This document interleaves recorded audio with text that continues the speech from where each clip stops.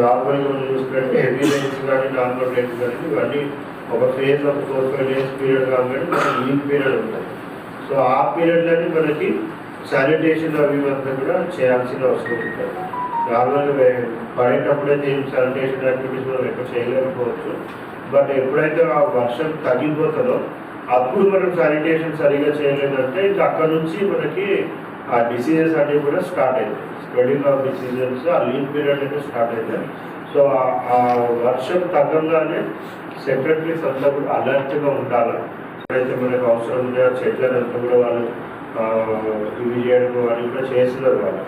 So but ఎక్కడ కూడా మనకు రావద్దు. బట్ ఎక్కడైనా వచ్చినాక కూడా తొందరగా రిస్టోరేషన్, పవర్ ఇంటరప్షన్ లేకుండా పవర్ మొత్తం రీస్టోర్ అయ్యే విధంగా చూసుకోవాలి.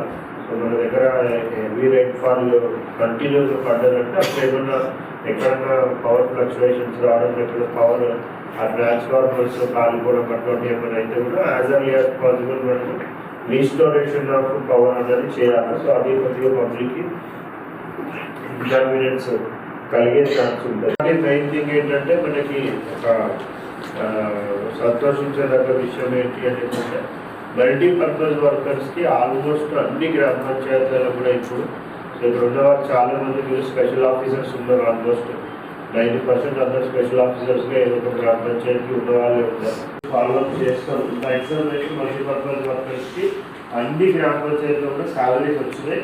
సో ఈ రోజు కూడా సెక్రటరీస్ వాళ్ళ మీద కూడా సీరియల్గా ఎవరి మీద కూడా యాక్షన్ తీసుకోలేదు. చాలామంది మీద కూడా నాకు వాళ్ళ వర్క్ నచ్చకపోయినా ఎందుకు పోయినట్టుంటే ఫీల్డ్ లెవెల్లో కూడా కొన్ని ప్రాబ్లమ్స్ ఉన్నాయి. మల్టీపర్పస్ వర్కర్స్ కూడా శాలరీస్ వస్తలేదు. సో వాళ్ళు చేయమంటే మరి ఎక్కడి నుంచి చేపిస్తారు అనేసి కూడా. అసలైన తొలి వెలుగు. ఫాలో వాట్సాప్ @తొలి వెలుగు official.